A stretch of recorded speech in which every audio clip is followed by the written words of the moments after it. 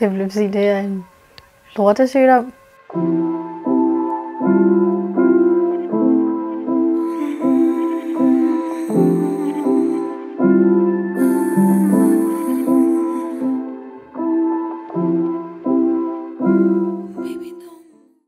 I 2019, der var jeg en pige, der var klar på at komme i gymnasiet. Jeg glædede mig til at komme i gymnasiet, og det havde jeg gjort i ret lang tid.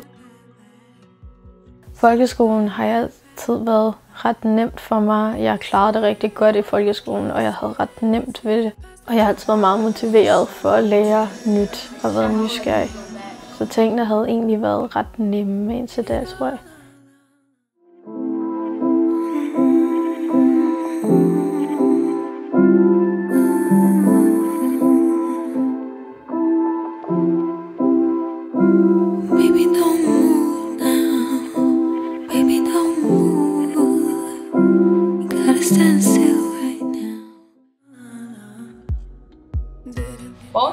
Aften. Altså, jeg tager 21 af de her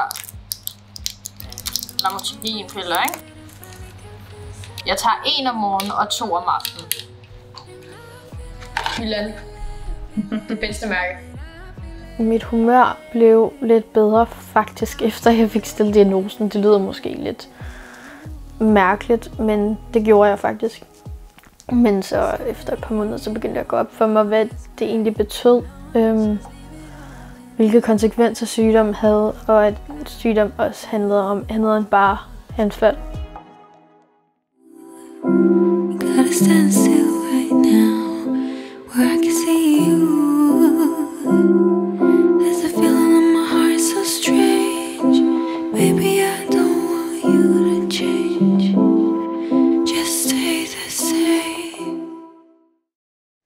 I løbet af efteråret, måske hen ad slutningen af 2020, begyndte det at blive tydeligt for mig, at der var mange ting, jeg ikke kunne huske.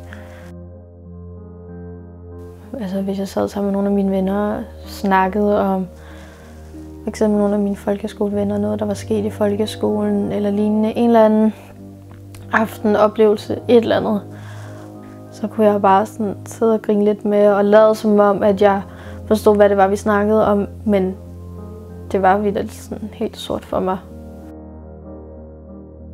Derudover så begyndte jeg jeg havde svært ved at overskue tingene. Jeg havde svært ved at koncentrere mig og holde overblik over tingene, og det var også især et kæmpe problem i forhold til min skole og min hverdag. Jeg havde svært ved at overskue hverdagen med alle de fag, jeg havde. Der var mange afleveringer og lektier, og jeg kunne slet ikke overskue at finde rundt i det hele. Og jeg blev lige pludselig meget afhængig af, at der var en eller anden form for struktur, eller jeg havde en eller anden form for overblik over tingene, fordi ellers så kunne det jo hurtigt ramle fuldstændig for mig.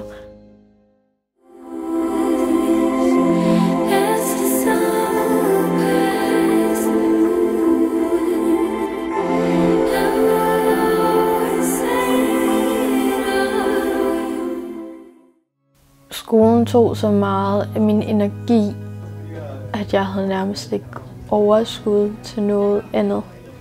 Det blev hårdt bare at sidde socialt over i klassen i skoledagene. Fordi når vi sad i timerne, eller også bare i frikvartererne, jeg brugte så meget energi på at fokusere og koncentrere mig om skolen, at jeg bare ikke havde særlig meget overskud eller energi tilbage til det sociale. Jeg kunne ikke overskue at være sammen med nogle venner i hverdagene, fordi jeg var så træt. Det var meget hårdt, fordi så blev man hurtigt lidt udelukket fra mange sociale ting. Det skabte bare rigtig meget den der følelse af ensomhed.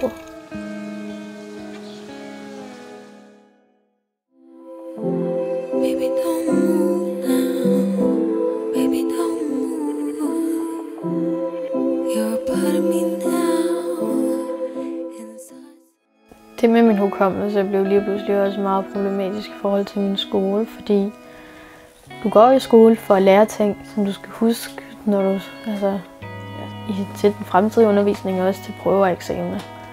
Men lige pludselig blev det tydeligt, at der var mange af de ting, vi havde lært i skolen, som jeg ikke kunne huske, eller som var sløret for mig. Og det begyndte lige pludselig at blive rigtig problematisk, fordi så havde jeg svært ved at følge med i skolen. Derudover så var jeg bare meget presset og stresset, og havde problemer med at holde overblik over alle lektierne og bare alle modulerne, timerne, der var i løbet af ugen. Så sådan, skolen kørte bare derudad, men jeg havde bare svært ved at følge med. Og det begyndte jeg at blive rigtig tydeligt der i slutningen af 2020.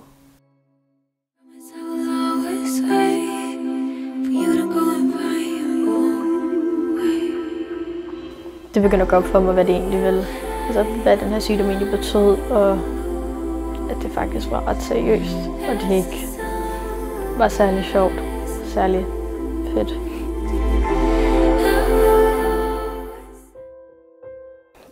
Og det var jo ret hårdt, fordi det var jo totalt i kontrast til den, jeg startede med at være, da jeg startede i gymnasiet, hvor jeg var en pige med overskud, der klarede det godt i skolen og havde nemt ved skolen osv. Og jeg skulle lige pludselig til at virkelig tænke over, hvem er det egentlig, jeg er, og hvad er det, jeg gerne vil med gymnasiet. Og, det blev lige pludselig også meget sådan et identitetsspørgsmål. Ja, hvem er det egentlig, jeg er? Hvad er mine værdier, og hvad er det, jeg egentlig gerne vil, ikke? Fra at gå til at være den lidt 12-talspige, jeg var, da jeg startede gymnasiet, og så havde min sygdom og alle de problemer været med til at ændre, at mit billede af mig selv og mine mål blev meget anderledes. Det handlede ikke længere om for mig at bare score de største karakterer. Det var ikke det, der skulle være afgørende for mig. Jeg sagde simpelthen til mig selv, at jeg ville blive student med min nuværende klasse.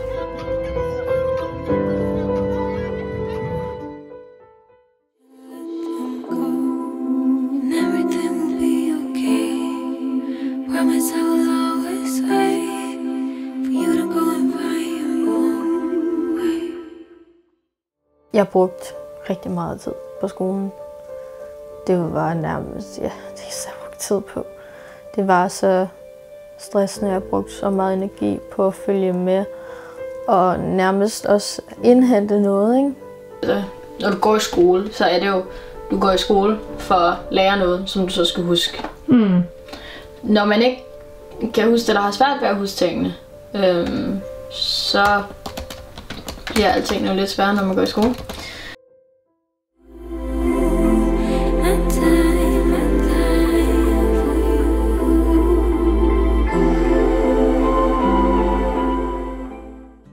I aften der skal jeg til Gava. Selvfølgelig så ligesom mange andre, så har jeg gået og glædet mig til det og set frem til det.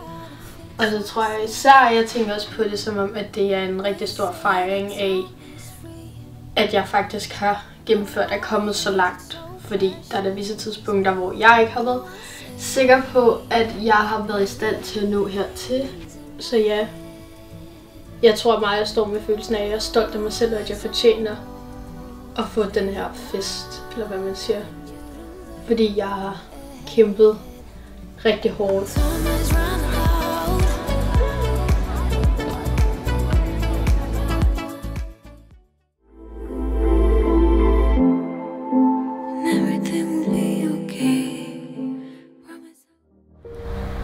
Nej! Hvad skal du op i? Jeg har troet mundtlig spansk og mundtlig historie.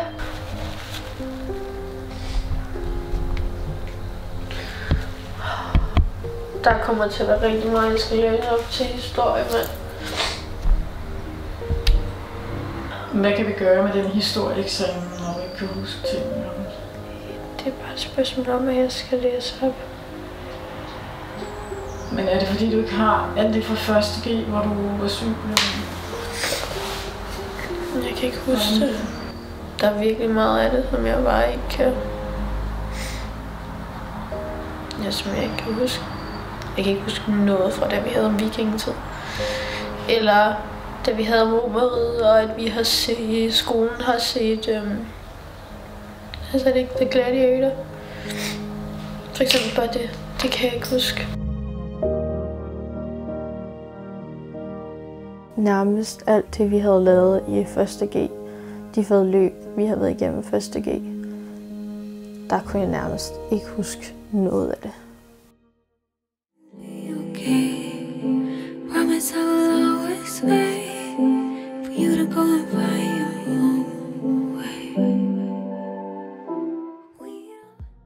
Den er ret fin. Jeg havde det virkelig mærkeligt, da han sagde, at han havde en gave til mig. Jeg vidste ikke lige, hvad jeg skulle gøre med selv. Jeg synes, det var lidt mærkeligt.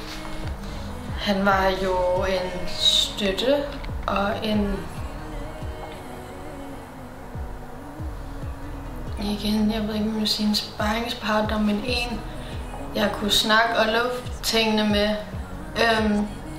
Som også både kunne hjælpe mig sådan med de praktiske ting, altså i forhold til for eksempel skolen, og skulle have nogle samtaler med lærerne, nogle praktiske ting i forhold til det, hvor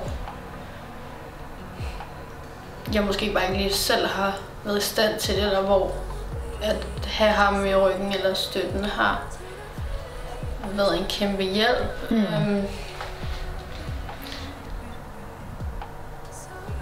Så han var en at snakke med, og at snakke med nogen er bare guld værd.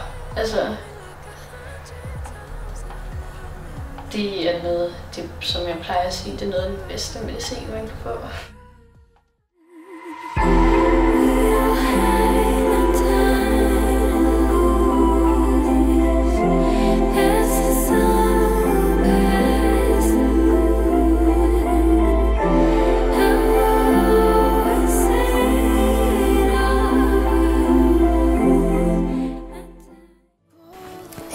Ja, men den 20.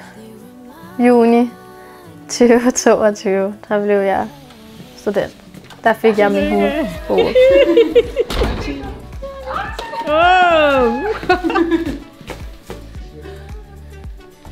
Det var fantastisk, tror jeg. Jeg har aldrig været så glad, tror jeg. Det er de bedste dage i mit liv.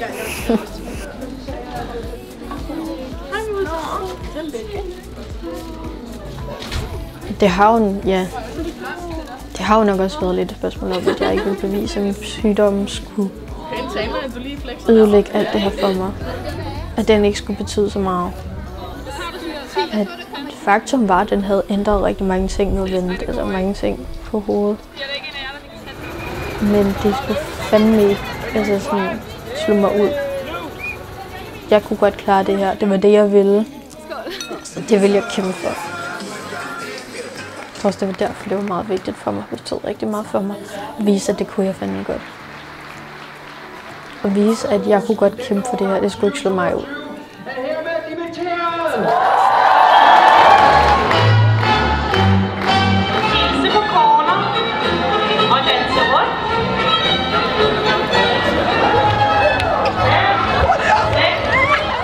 Jeg har aldrig været så stolt af mig selv, som jeg er, over at jeg har gennemført gymnasiet. Og ja, faktisk gjorde det.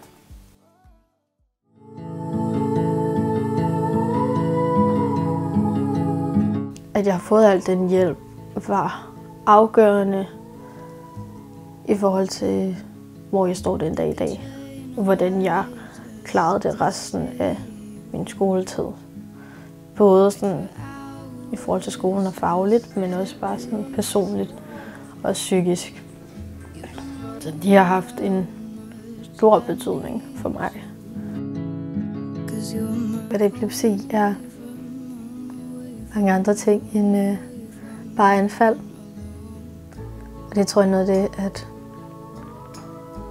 jeg og mange andre gerne vil have folk til at forstå og sprede det budskab, at epilepsi er rigtig mange ting. End bare anfald. I did